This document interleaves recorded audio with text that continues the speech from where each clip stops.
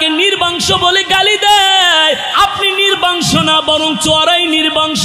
ইন্না আতাইনাকাল কাউসার, আমি আল্লাহ আপনাকে দান করেছি কাউসার। আল্লাহু আকবার। ওয়ারাফা'না লাকা যিকরাক, নবী আমি আপনার মর্যাদাকে সমুন্নত করেছি, আপনার মর্যাদাকে আমি সবার ঊর্ধ্বে দিয়েছি, আপনার মর্যাদাকে আমি উঁচু করেছি। নবী মক্কার কাফেরেরা আপনাকে নির্বংশ বইলা গালি দেয়, মক্কার কাফেরেরা মনে করে আপনার ইন্তেকালের পরে আপনার নাম নেওয়ার মতো কোনো মানুষ থাকবে না। মক্কার কাফেরেরা জানে না আপনার ইন্তেকালের পরে এই পৃথিবীর জমিনে সবচাইতে আপনার উম্মতের সংখ্যা হবে বেশি। কিন্তু যেই সমস্ত কাফেরেরা আপনাকে গালি দেয়, সেই সমস্ত কাফেরদের অস্তিত্ব আমি আল্লাহ পৃথিবীর জমিনে রাখবো না, ঠিক কিনা বলেন? আচ্ছা বলেন, আবু জেহেলের কোনো অস্তিত্ব আছে নাকি? আবু লাহাব, উতবা, শাইবা, আজ পর্যন্ত কোনো মানুষের নাম আবু জেহেল রাখছে এমন শুনছেন নাকি? আবু লাহাব রাখছেন শুনছেন নাকি? রাখে নাই, রাখবেও না। তার কারণ হলো আল্লাহ নবীর সাথে বেয়াদবি করার কারণে আল্লাহ আবু জেহেলের বংশশ্রদ্ধা ধ্বংস করে দিয়েছেন, ঠিক কিনা বলেন? কিন্তু আপনার আমার কলিজার নবী, রহমতের নবী, দয়ার নবী, মায়ার নবী, এই নবীকে নবীর উম্মতেরা এত ভালোবাসে, আল্লাহর নবীকে যদি কেউ অপমান করে, কটূক্তি করে, আল্লাহর নবীকে যদি কেউ গালি দেয়, আল্লাহর নবীর পাগল উম্মতের কলিজা ছিঁড়ে যায়, ঠিক কিনা বলেন? আল্লাহ রাব্বুল আলামিন কোরআনুল কারীমের মধ্যে বলছেন, হাবিব আমি আপনাকে দুনিয়ার জমিনে পাঠিয়েছি এমন একটা দ্বীনের দাওয়াত নিয়া। ইন্নাদ দীনা ইনদাল্লাহিল ইসলাম, আল্লাহর কাছে মনোনীত ধর্ম হলো ইসলাম, ঠিক কিনা বলেন? হাবিব আমি আপনার উপরে এমন একটা দ্বীন আরোপ করেছি যেই দ্বীনের দাওয়াত আপনি দিবেন, আর এই দ্বীনটাই হলো একমাত্র পরিপূর্ণ দ্বীন। আল-ইয়াওমা আকমালতু লাকুম দীনাকুম ওয়া আতমামতু আলাইকুম নি'মাতি ওয়া রাদিতু লাকুমুল ইসলাম দীনা। ইসলামই হলো একমাত্র পূর্ণাঙ্গ জীবন ব্যবস্থা। ইউরিদুনা লিইউতফিউ নূরাল্লাহি বিআফওয়াহিহিম ওয়াল্লাহু মুতিম্মু নূরিহি ওয়ালাউ কারিহাল কাফিরুন। আল্লাহু আকবার। হাবিব আপনি কোরআনের দাওয়াত দিচ্ছেন, কোরআনের তেলাওয়াত করতেছেন, কোরআনের বয়ান করতেছেন। মক্কার কাফেরদের কাছে কোরআনের তেলাওয়াত ভালো লাগে না, কোরআনের দাওয়াত ভালো লাগে না। তারা চায় কোরআনের দাওয়াতকে বন্ধ করে দিতে, কোরআনের আলোকে বন্ধ করে দিতে। যদিও তাদের কাছে কোরআন ভালো লাগে না, কোরআনের কথাগুলো তারা অপছন্দ করে, কিন্তু হাবিব আপনি এই কথা মনে রাখবেন, ইন্না নাহনু নাযালনা যিকরা ওয়া ইন্না লাহু লাহাফিজুন।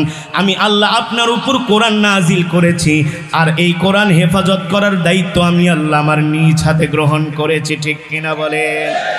ও হাবিব আমি যেভাবে করে কোরআনকে হেফাজত করব, আপনি আমার কোরআনের কথা বলবেন, আমি আল্লাহ আপনাকে হেফাজত করব। আল্লাহু আকবার। আমি আল্লাহ যদি আপনাকে হেফাজত করি, মক্কার সুপার পাওয়ার, মক্কার বড় বড় নেতারা আপনার কোনো ক্ষতি করতে, জোরে বলেন, আল্লাহ তাআলার এই বাণী শুনে আল্লাহর নবী আর ঘরে বসে রয় নাই। আল্লাহর নবী রিসালাতের দায়িত্ব পালন করার জন্য, কোরআনের দাওয়াত দেওয়ার জন্য মক্কার কাফেরদের রক্ত চক্ষুকে উপেক্ষা করে আল্লাহর নবী কোরআন নিয়ে ময়দানে বের হয়ে গেছেন, কোরআনের দাওয়াত দিচ্ছেন। মক্কার কাফের যুবকরা কিছু কিছু আল্লাহর নবীর তেলাওয়াতে পাগল হইয়া নবীর হাতে হাত রেখে আস্তে আস্তে করে কালেমা পড়ে মুসলমান হচ্ছেন, ঠিক কিনা বলেন? এইদিকে আল্লাহর নবী কোরআনের দাওয়াত দেয়, আর আবু জেহেলরা মক্কার যুবকদেরকে ডাক দিয়া বলে, এদিকে আসো, এ যুবক, ইয়া আইয়ুহাস শাবাব তাআলাও, আসো আসো, এ মুহাম্মাদের ধারে কাছেও যাবে না। মুহাম্মদ একজন মিথ্যাবাদী, মুহাম্মদ একজন পাগল, বলেন নাউজুবিল্লাহ। অথচ আল্লাহ বলতেছেন, ওয়া ইন্নাকা লাআলা খুলুকিন আযীম, নবী আপনার চরিত্রই হলো সর্বশ্রেষ্ঠ চরিত্র, আপনি সর্বশ্রেষ্ঠ চরিত্রের উপরে প্রতিষ্ঠিত। বলছেন কি? আরো জোরে বলুন।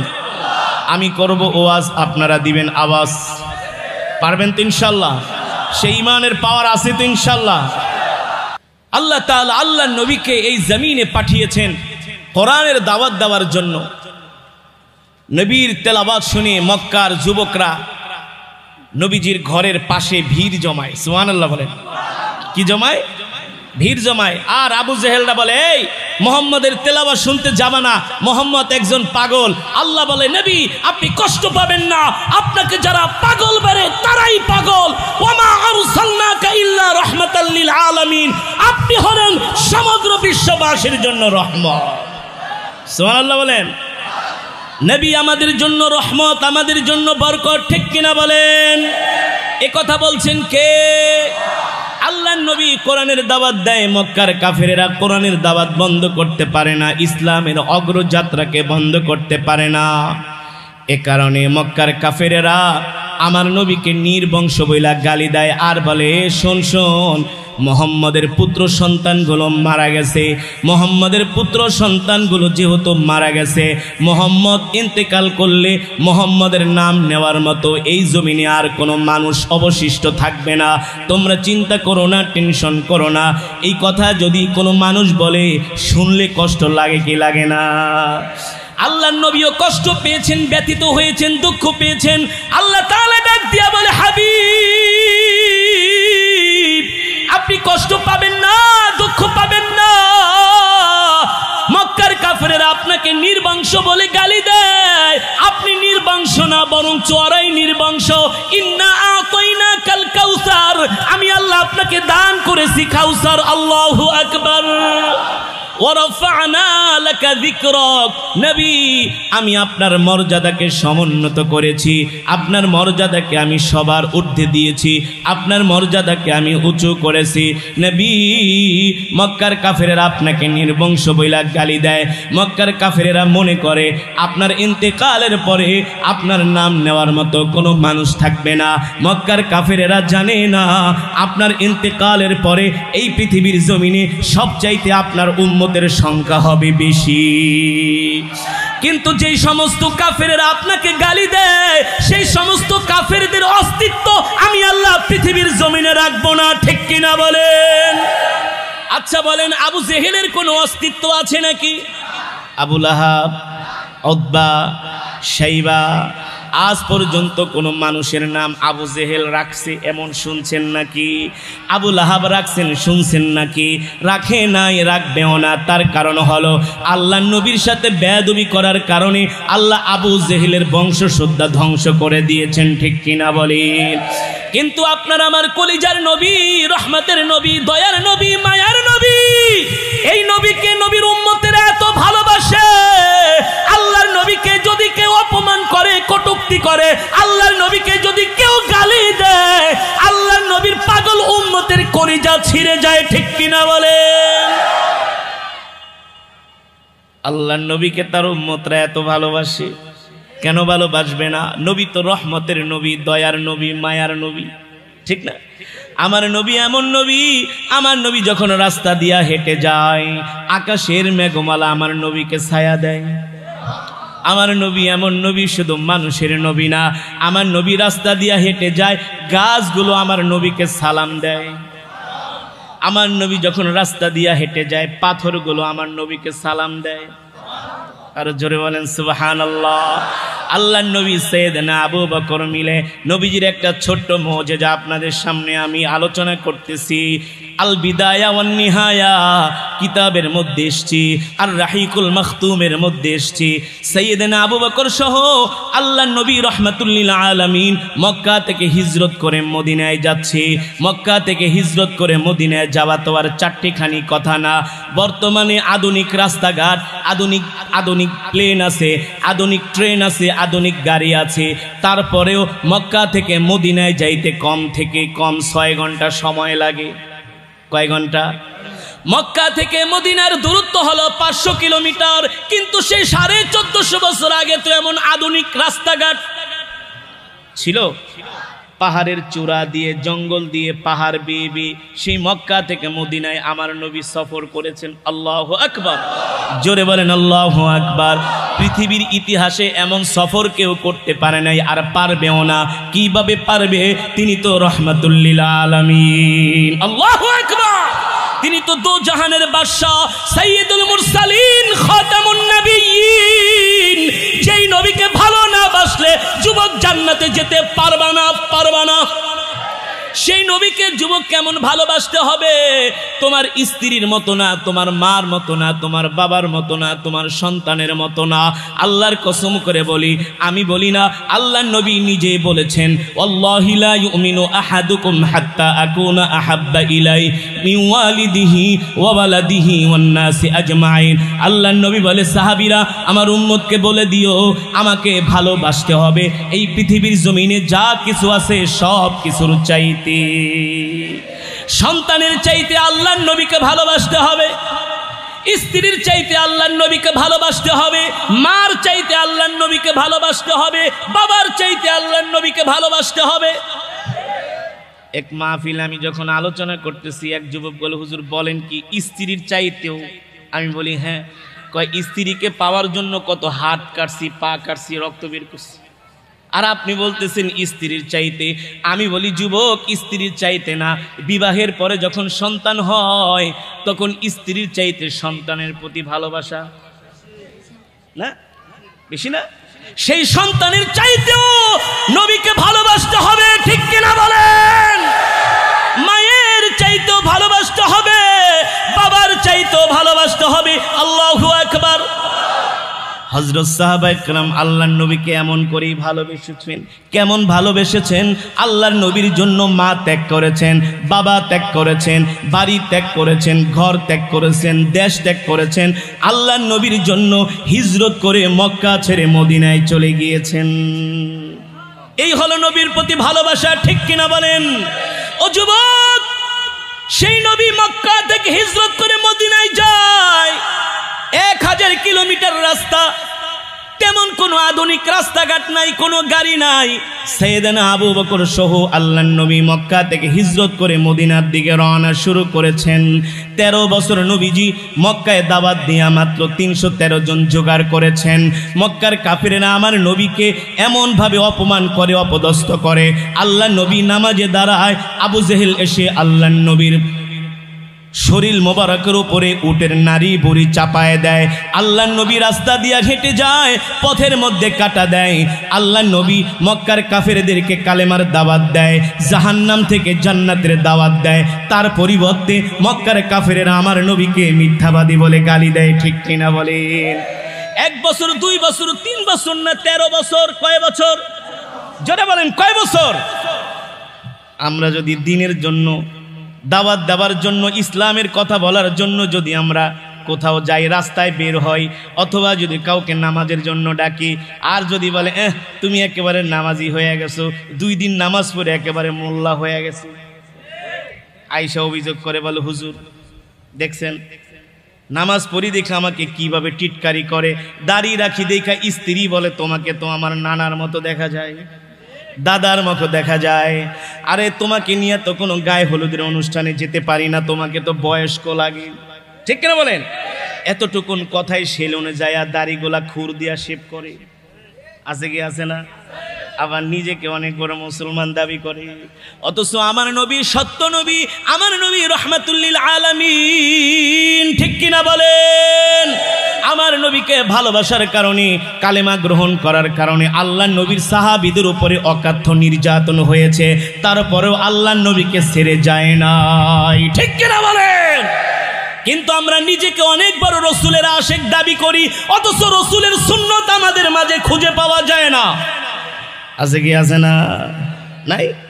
ফজরের সময় মসজিদে নাই, ইশারের সময় মসজিদে যায়, কিন্তু নবীকে অনেক বড়, নবীর অনেক বড় আশিক দাবি করে। ও মুসলমান, না না না, আল্লাহর নবীর সুন্নত না মেনে, আল্লাহর হুকুম না মেনে কখনো রসুলের আশিক হওয়া যায়? নবীর আশিক হতে হলে নবীর সুন্নত মানতে হয়, ঠিক কিনা বলেন? সেই নবী রাহমাতুল লিল আলামিন সাইয়েদনা আবু বকর রাদিয়াল্লাহু তাআলা আনহুকে নিয়ে মক্কা থেকে মদিনার দিকে রওনা শুরু করলেন।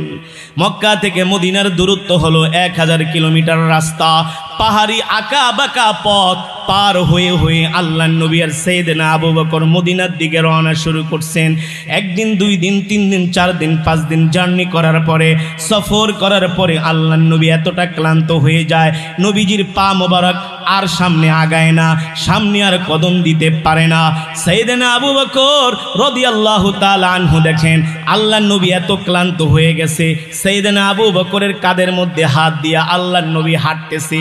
আল্লাহর নবী যখন পাথরের উপরে পাড়া দেয়, শক্ত পাথরগুলো আল্লাহর নবীর বরকতে, পা মোবারকের বরকতে তুলার মতো নরম হয়ে যায়। পাথর নবীর জন্য তুলার মতো নরম হয়ে যায়। আল্লাহর নবী ডাক দিয়া বলে, পাথর তুলার মতো নরম হয়ে যাচ্ছ, কারণ কি? পাথর ডাক দিয়া বলে, কেন নরম হব না? আপনি শুধু মানুষের নবী না, আপনি হলেন আমাদেরও নবী। আর জোরে বলেন সুবহানাল্লাহ। গাছগুলো দেখে আমার নবীকে সালাম দেয়, আল্লাহু আকবার। আকাশের মেঘমালা আমার নবীকে ছায়া দেয়, আকাশের মেঘমালা আমার নবীর গায়ে রোদের তাপ লাগতে দেয় না, আল্লাহু আকবার। এ কারণেই তো কবি বলেছেন, সাআতিশ শাজারু নাতাকাল হাজারু শাক্কাল কমারু বিইশারাতিহি। আল্লাহ নবীকে পাথর সালাম দেয়, আল্লাহ নবীকে গাছ সালাম দেয়, আল্লাহ নবীর মাথার উপরে আকাশের মেঘমালা ছায়া দেয়, আল্লাহ নবীর শাহাদাতের আঙ্গুলের ইশারায় চাঁদ দ্বিখণ্ডিত হয়ে যায়। ঠিক কিনা বলেন? সেই নবীর উম্মত হতে পেরে আমরা খুশি নাকি বেজার? বলেন আলহামদুলিল্লাহ। সেই নবীকে যেন জীবনের চাইতে ভালোবাসতে পারি, আল্লাহ আমাদের তৌফিক দিন, বলি আমিন। একটা মানুষ যখন 2-3 দিন না খায়, তখন তার অবস্থা কেমন হয়? যেই খাবার ছিল, খাবার শেষ হয়ে গেছে, পানিও শেষ হয়ে গেছে। এবার আল্লাহর নবী ডাক দিয়া বলে, আবু বকর দেখেন তো আশেপাশে কোনো বাড়িঘর দেখা যায় কিনা। সাইয়েদনা আবু বকর রাদিয়াল্লাহু তাআলা আনহু বলেন, গো আল্লাহর নবী, এমন মরুভূমির মধ্যে দিয়ে আমরা হাঁটতেছি, ও নবী গো, কিভাবে আশেপাশে বাড়িঘর থাকবে? আল্লাহর নবী বলেন, আবু বকর তাকায় দেখেন কোনো বাড়িঘর দেখা যায় কিনা। দেখেন আল্লাহর নবীর জবানের কত বরকত, আল্লাহর নবী শুধু জবান দিয়া বের করছেন, আবু বকর দেখেন তো মরুভূমির মধ্যে কোনো বাড়িঘর দেখা যায় কিনা। আসলে কোনো বাড়িঘর থাকার কথা না, মাত্র 2-4 কদম সামনে আগানোর সাথে সাথে সাইয়েদনা আবু বকর দেখেন মরুভূমির মধ্যে একটা ঘর দেখা যায়। কি দেখা যায়? সুবহানাল্লাহ বলেন। এবার আল্লাহর নবী রাহমাতুল লিল আলামিন সাইয়েদনা আবু বকর সহ হাঁটতেছেন, দেখেন মরুভূমির মধ্যে একটা ঘর দেখা যায়। সাইয়েদনা আবু বকর আল্লাহর নবীকে ডাক দিয়া বলেন, ওগো আল্লাহর নবী, উনজুর ইলাল আমাম। ও নবী সামনের দিকে তাকায় দেখেন একটা ঘর দেখা যায়। আল্লাহর নবী বলে, আবু বকর চলেন চলেন, আমরা ওই বাড়িতে যাই একটু বিশ্রাম নিব, ওই বাড়িতে যাই আমরা একটু পানি খাবো, ওই বাড়িতে যাই আমরা একটু রেস্ট করব, যখন রৌদ্র কমবে আবার আমরা মদিনার দিকে যাত্রা শুরু করব। আল্লাহর নবীকে নিয়ে সাইয়েদনা আবু বকর রাদিয়াল্লাহু তাআলা আনহু হাঁটতে হাঁটতে ওই বাড়ির মধ্যে গেলেন। ওই বাড়ির ঘরের দরজার সামনে যখন দাঁড়ালেন, দেখেন ছোট্ট একটা মরুভূমির মধ্যে ঘর, ভিতর থেকে ঘরের দরজা লক করা। আল্লাহর নবী বললেন, আবু বকর যান যান, ঘরের দরজা খুলতে বলেন। এবার সাইয়েদনা আবু বকর ঘরের সামনে যায়া বলতেছে, ইফতাহিল বাব, ইফতাহিল বাব, এ দরজায় কে আছো, ঘরে কে আছো, দরজাটা খুইলা দাও। ভিতর থেকে কোনো আওয়াজ আসে না। 1বার 2বার 3বার বলার পরে ভিতর থেকে একজন মহিলা কণ্ঠে আওয়াজ করে বলে, এ কে তোমরা, কোত্থেকে এসছো, ঘরের দরজা খুলতে বলো। সাইয়েদনা আবু বকর বলে, জিতু মিনাল মক্কা ইলাল মদিনা, আমরা মক্কা থেকে আসছি, 2 জন মানুষ মদিনায় যাব। কোথায় যাব? আর জোরে বলেন সুবহানাল্লাহ। তো মদিনায় যাওয়া ভালো কথা, আমার বাড়িতে কেন আসছো? বলে, আমরা 2 জন পথিক, 3 দিন পর্যন্ত আমরা কিছু খাই না। আমরা 2 জন মুসাফির, প্রচন্ড রোদ্রে আমরা একেবারে ক্লান্ত শ্রান্ত হয়ে গেছি, পিপাসার্ত হয়ে গেছি। আল্লাহ নবী বলেন, আবু বকর দেখেন তার ঘরে কোনো পানি ঠানি আছে কিনা। ডাক দিয়া বলে, ও বোন, আনা আতশানুন জিদ্দান, অনেক পিপাসার্ত, যদি পানি থাকে একটু পানি দাও। ঘর থেকে বলে ভাই আমাদের ঘরে পানি নাই, কোনো খাবার থাকলে একটু খাবার দাও। বলে আমরা গরিব মানুষ, আমার স্বামী বকরি চড়ানোর জন্য মাঠে গেছে, পানির মস্ক নিয়ে গেছে, আসার সময় মস্ক ভর্তি করে পানি নিয়ে আসবে, সেই পানি আমরা আবার আগামী দিন সকাল পর্যন্ত খাবো। আমরা এতটা নেহায়েত গরিব, আমরা বকরি থেকে দুধ দহন করি, সেই দুধ আমরা স্বামী স্ত্রী দুইজনে পান করে রাত্রবেলা ঘুমায় থাকি। এত গরিব, আমাদের ঘরের মধ্যে কোনো খাবার নাই। এই কথা শোনার পরে আল্লাহর নবী দেখেন তার ঘরের সামনে একটা বকরি বাঁধা, সুবহানাল্লাহ, বকরিটা শুয়ে আছে। রহমাতুল লিল আলামিন বলেন আবু বকর, তার ঘরের সামনে একটা বকরি বাঁধা আছে। আবু বকর, আপনি তাকে জিজ্ঞেস করেন এই বকরি থেকে আমরা একটু দুধ দহন করে দুইজনে পান করি। ইতিহাসের মধ্যে আসছে ওই বাড়িওয়ালার নাম হলো আবু মাবাদ, তার স্ত্রীর নাম হলো উম্মে মাবাদ। সুবহানাল্লাহ বলেন। ঘরের সামনে একটা বকরি বাঁধা, অসুস্থ বকরি শুয়ে আছেন। আল্লাহর নবী বলেন আবু বকর, বুঝলাম ঘরে পানি নাই, কোনো খাবার নাই, যদি অনুমতি দেয় ওই বকরি থেকে আমরা দুইজনে দুধ দহন করে একটু পান করব। দেখেন অনুমতি দেয় কিনা। দেখেন কেমন ইনসাফের নবী, দয়ার নবী, মায়ার নবী। 3 দিন পর্যন্ত কিছু খায় না, তারপরেও বকরির সামনে আইসা বলতেছে বাড়িওয়ালির কাছ থেকে অনুমতি নেন, যদি অনুমতি দেয় দুধ দহন করে দুইজনে পান করব। আর আমরা হইলে তো বললাম আরে ঘরের মধ্যে চুপ করে পয়সা থাক, নাইলে পুরা বকরি জবা করে খায়া ফেলামো। ঠিক কিনা বলেন? দয়ার নবী, মায়ার নবী, রাহমাতুল লিল আলামিন, আল্লাহু আকবার। এই কারণেই তো আল্লাহ বলছেন ইন্নাকা লাআলা খুলুকিন আযীম। ও নবী, আপনার চরিত্রই হলো সর্বশ্রেষ্ঠ চরিত্র, আপনি সর্বশ্রেষ্ঠ চরিত্রের উপরে প্রতিষ্ঠিত। আল্লাহু আকবার। আমার নবীর 63 বছর জিন্দেগিতে কোনোদিন আমার নবী কোনো মানুষের মনে কষ্ট দেয় নাই, কোনোদিন আমার নবীর মুখ ফসকে, কোনোদিন আমার নবীর জবান থেকে একটা মিথ্যা কথাও বের হয় নাই। ঠিক কিনা বলেন? আমার নবী কোনো অমুসলিমকেও কোনোদিন কষ্ট দেয় নাই। আমার নবী রাহমাতুল লিল আলামিন, বৃদ্ধ মহিলার বোঝা রাহমাতুল লিল আলামিন নিজের কাঁধে বহন করেছেন। সেই নবীর উম্মত আমরা। আল্লাহু আকবার। এবার সাইয়েদনা আবু বকর বলে, ও বোন উম্মে মাবাদ, তোমার ঘরে পানি নাই, ঘরে খাবার নাই বুঝলাম, কিন্তু তোমার ঘরের সামনে একটা বকরি বাঁধা আছে, যদি অনুমতি দাও এই বকরি থেকে আমরা একটু দুধ দহন করে দুইজনে পান করি। আমরা অনেক পিপাসার্ত, তৃষ্ণার্ত। ঘর থেকে উম্মে মাবাদ বলে, আরে তোমরা কি দেখো না এই বকরিটা দাঁড়াতে পারে না, বকরিটা অসুস্থ, এই কারণে আমার স্বামী তাকে মাঠেও নিয়ে যায় না, কোথাও নিয়ে যায় না, সে হাঁটতে পারে না, দুধ দিবে তো দূরের কথা। আল্লাহ নবী রাহমাতুল লিল আলামিন বলে, আবু বকর আপনি উম্মে মাবাদকে শুধু অনুমতি দিতে বলেন, দুধ দহন করার দায়িত্ব আমার। রাহমাতুল লিল আলামিনের পবিত্র জবান মোবারক দিয়া যেহেতু এই কথা বের হয়েছে, সাইয়েদনা আবু বকর বলে আল্লাহর নবী বলেছে অবশ্যই বকরি থেকে দুধ বের হবেই হবে। সূর্যের আলো যেমন সত্য, চন্দ্রের আলো যেমন সত্য, রাহমাতুল লিল আলামিনের জবান মোবারকের কথা তার চাইতে। ঠিক কিনা বলেন? সাইয়েদনা আবু বকর বলে, আমি তো চিনি আমার নবীকে। ঘরের মহিলা তো আর জানে না তার বাড়িতে কে আসছে, তার বাড়িতে আসছে দো জাহানের বাদশা রাহমাতুল লিল আলামিন। আল্লাহু আকবার। এবার সাইয়েদনা আবু বকর বলে, বোন আপনি শুধু অনুমতি দেন, আমরা দুইজন এই বকরি থেকে দুধ দহন করব। উম্মে মাবাদ বলে, দুধ বের হবে না, অসুস্থ বকরি। আল্লাহর নবী বলে, আরেকবার অনুমতি নেন। রাজি হয় না, বলে অসুস্থ বকরি। 3 বার যখন আবার আবু বকর জিজ্ঞেস করলে, বোন অনুমতি দেন, এই বকরি থেকে দুধ দহন করার দায়িত্ব আমাদের।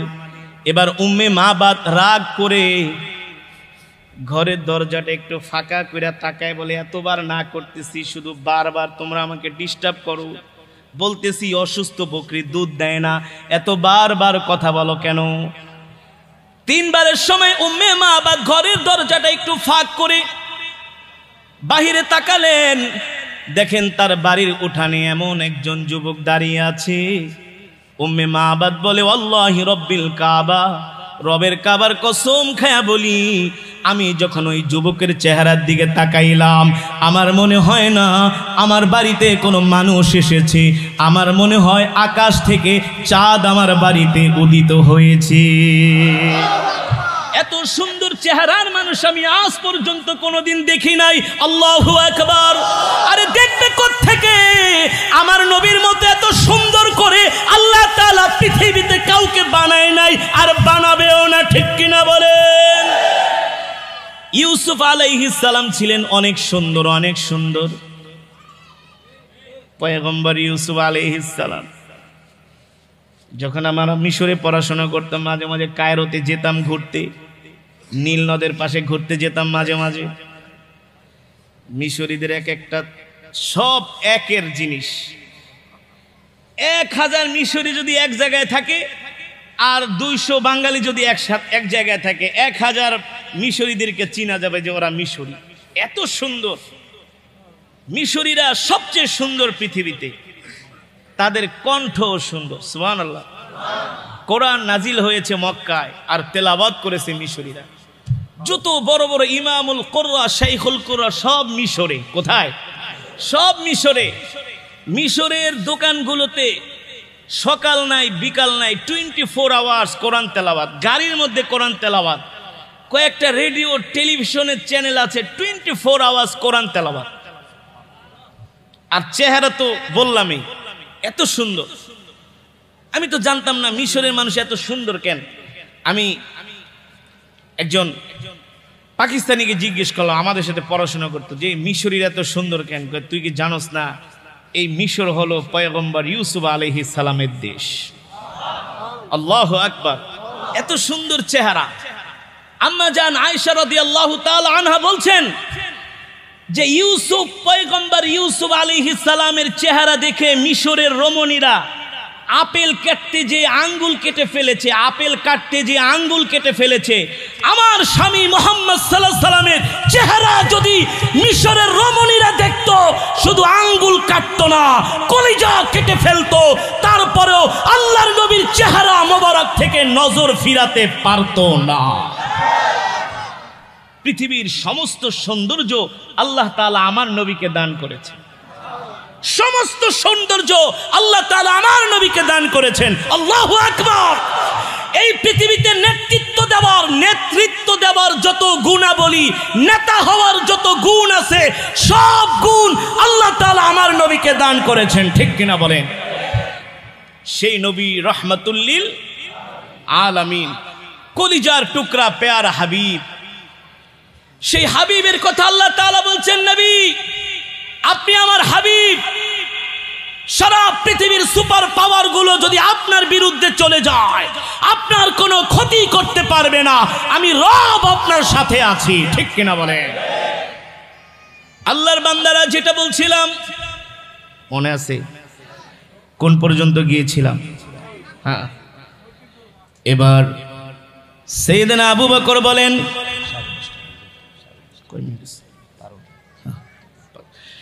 সাইয়েদনা আবু বকর রাদিয়াল্লাহু তাআলা আনহু বলেন, উম্মে মাবাদ একবারের জন্য অনুমতি দাও, তোমার বকরি থেকে আমরা দুধ দহন করব। উম্মে মাবাদ ঘরের দরজা খুলে আল্লাহর নবীর চেহারা মোবারক দেখে তিনি আবেগ আপ্লুত হয়ে গেলেন, অবাক হয়ে গেলেন, বিস্ময় প্রকাশ করলেন। হায় রে, এত সুন্দর চেহারার মানুষ আমি আজ পর্যন্ত কোনোদিন দেখি নাই। আল্লাহ নবী রাহমাতুল লিল আলামিন সাইয়েদনা আবু বকরের সাথে কথা বলতেছেন। নবীজির কণ্ঠের আওয়াজ শুনে উম্মে মাবাদ বলে, এ আল্লাহ নবী মুহাম্মদ সাল্লাল্লাহু আলাইহি সাল্লামের কণ্ঠের আওয়াজ এত সুন্দর, এত শ্রুতি মধুর, তার মতো এত কণ্ঠের আওয়াজের মানুষ আমি আজ পর্যন্ত কোনোদিন শুনি নাই। উম্মে মাবাদ বলে, আল্লাহ নবী আমার ঘরের উঠানে দাঁড়ায় আছেন, আমি দেখি নবীজির চুলগুলো এত সুন্দর, নবীজির গালগুলো এত সুন্দর, সুবহানাল্লাহ, নবীজির হাতগুলো এত সুন্দর, আল্লাহু আকবার, এত আকর্ষণীয়, এত আকর্ষণীয়। নবীর চেহারার দিকে শুধু আমি তাকাই আছি। এবার সাইয়েদনা আবু বকর বলে, উম্মে মাবাদ অনুমতি দিবা নাকি? উম্মে মাবাদ বলে, অনুমতি দিব না মানে? ঘর থেকে একটা ছোট মশক দিছে, নাও আল্লাহর নবী বলে, আবু বকর এত ছোট পাত্রে হবে না, আরো বড় পাত্র দিতে বলেন। উম্মে মাবাদ মনে মনে বলে, এমনি অসুস্থ বকরি, হাঁটতে পারে না, চলতে পারে না, প্রতিবন্ধী, দুধ দেয় না, আবার বলতেছে বড় পাত্র লাগবে, কি বলে না বলে। উম্মে মাবাদ টেনশনে পড়ে গেলেন। এবার উম্মে মাবাদ ঘর থেকে একটা বড় পাত্র বের করে সাইয়েদনা আবু বকরের কাছে দিলেন। আল্লাহু আকবার। সাইয়েদনা আবু বকর রাদিয়াল্লাহু তাআলা আনহু সেই পাত্র নিয়া আল্লাহর নবীর হাতে দিলেন রাহমাতুল লিল আলামিন। সেই পাত্র নিয়া ওই যে অসুস্থ বকরি শুয়ে আছে তার সামনে আল্লাহর নবী দাঁড়ানোর সাথে সাথে অসুস্থ বকরি সুস্থ হয়ে দাঁড়ায় গেছে। আরো জোরে বলেন সুবহানাল্লাহ। অসুস্থ বকরি হাঁটতে পারে না, উম্মে মাবাদ ঘর থেকে দেখছে অসুস্থ বকরি সুস্থ হয়ে গেছে। আল্লাহু আকবার। রাহমাতুল লিল আলামিন ডাক দিয়া বলে, বকরি ব্যাপারটা কি, দাঁড়ায় গেলা? ওগো রাহমাতুল লিল আলামিন, কেন দাঁড়াবো না? আপনি শুধু মানুষের নবী না, আপনি আমারও নবী, আমি কিন্তু আপনাকে চিনে ফেলেছি। বকরি কান্না করে দিছেন, বকরির চোখ দিয়ে পানি পড়তেছে। আল্লাহর নবীর সাথে বকরি কথা বলতেছে। দুইজনের মাঝে এত গভীর সম্পর্ক, মনে হয় 1000 বছরের পরিচিত। নবীজি বকরিকে ডাক দিয়া কাছে এনে বুকের ভিতরে নিয়া এবার বকরির মুখটা নবীজির কানের সাথে লাগায়া কথা বলে, ওগো নবীজি, এতদিন অসুস্থ ছিলাম, আপনাকে দেখার পরে আমি সুস্থ হয়ে গেছি, আপনাকে দেখার পরে সুস্থ হয়ে গেছি। ওগো নবীজি, আমাকে অনেক দিন পর্যন্ত খাবার দেয় না, আমাকে খাবার খাওয়ার জন্য নিয়েও যায় না, অসুস্থ হওয়ার কারণে আমাকে ঘরের মধ্যে আটকায়া রাখে, উঠানের মধ্যে বেঁধে রাখে।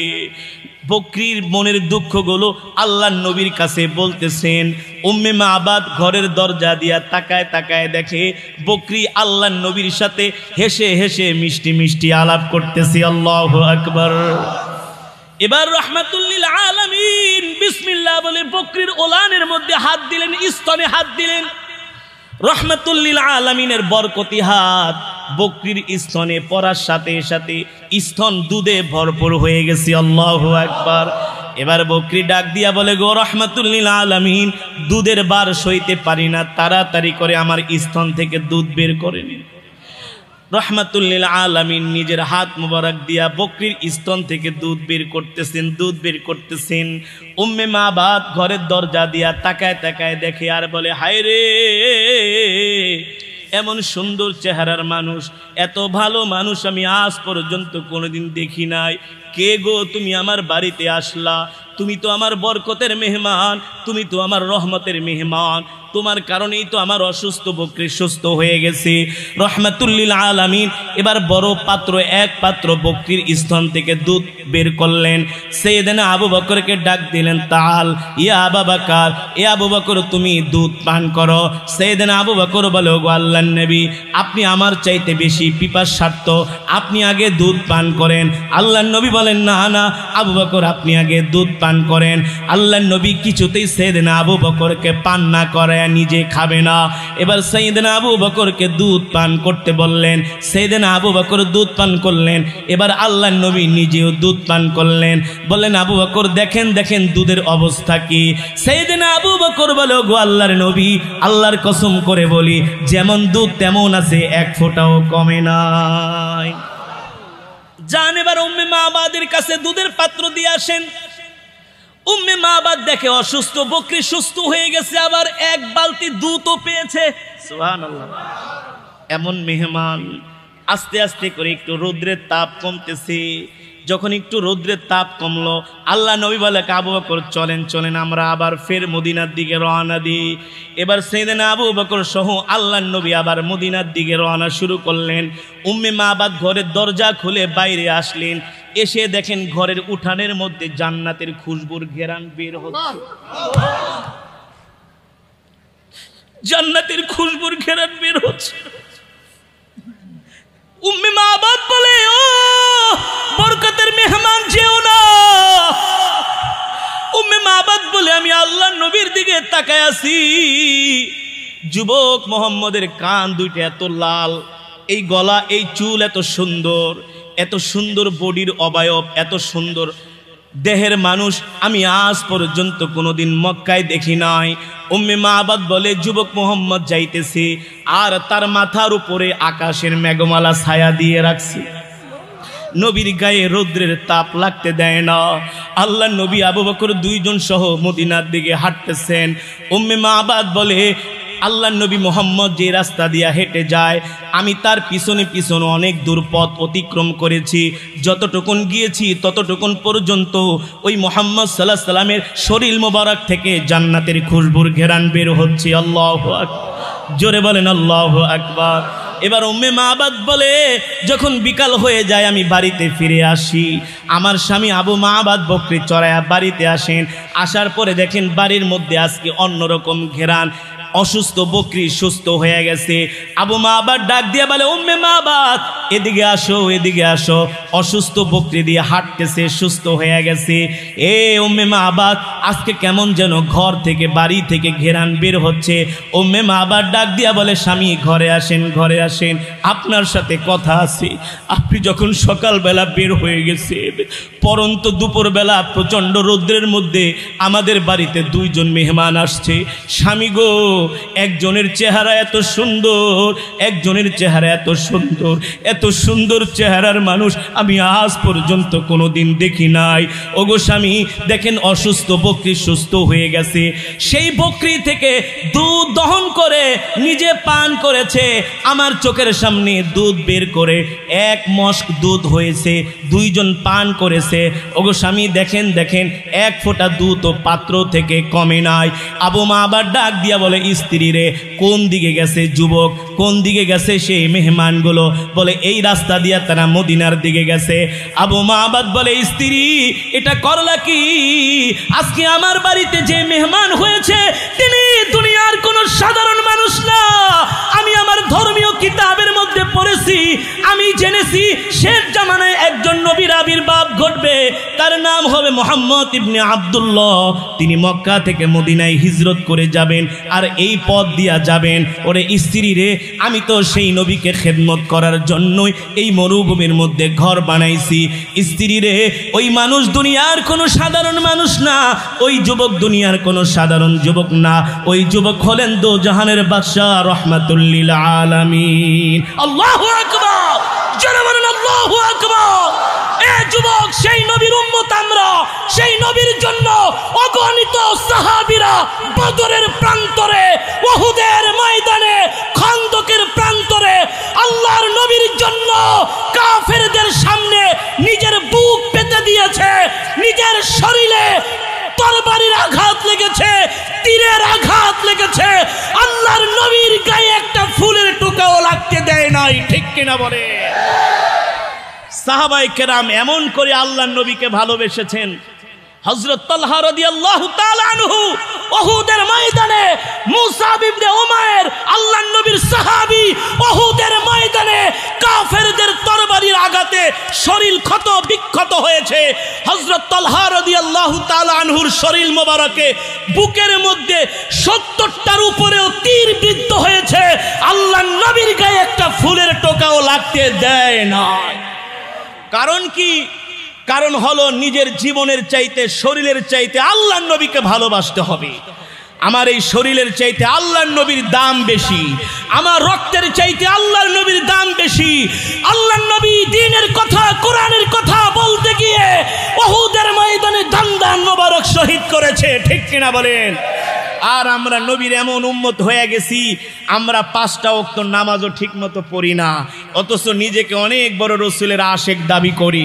নবীর কোনো সুন্নত আমাদের মাঝে নাই, নাই চলার মাঝে, নাই খাওয়ার মাঝে, নাই হাঁটার মাঝে, নাই ব্যবসার মাঝে, নাই চাকরির মাঝে, নবীর কোনো আখলাক আমাদের মাঝে নাই।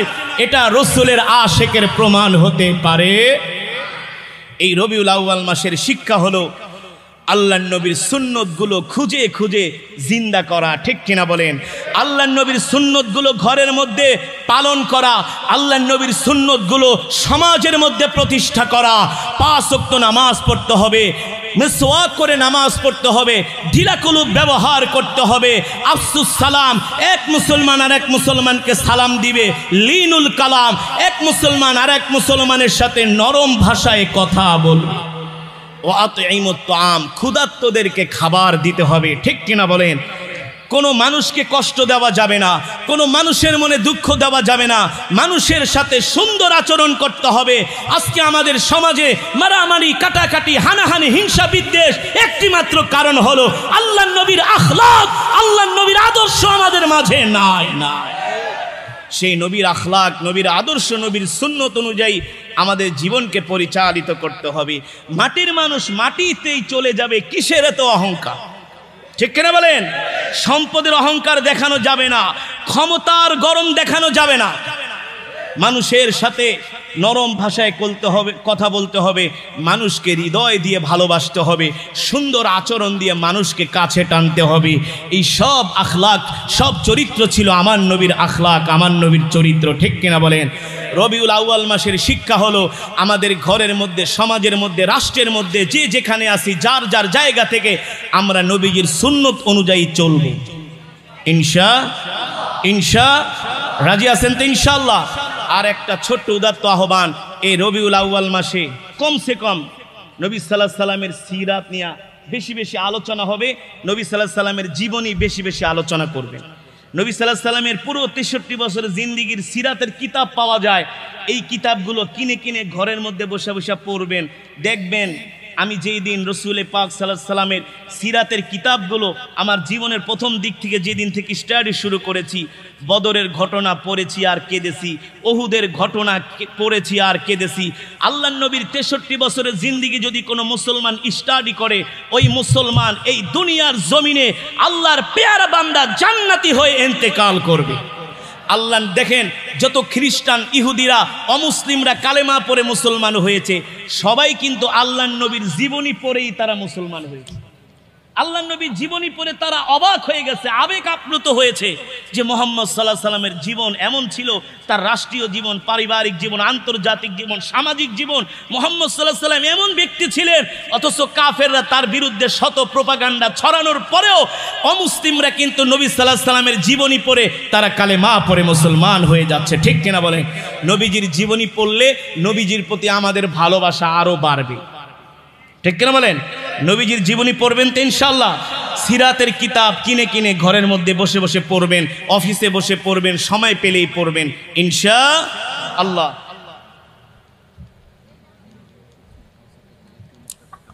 আল্লাহ তাআলা আমাদের সকলকে পেয়ারা নবীজির জীবনী পড়ার তৌফিক দান করুন, বলি আমিন।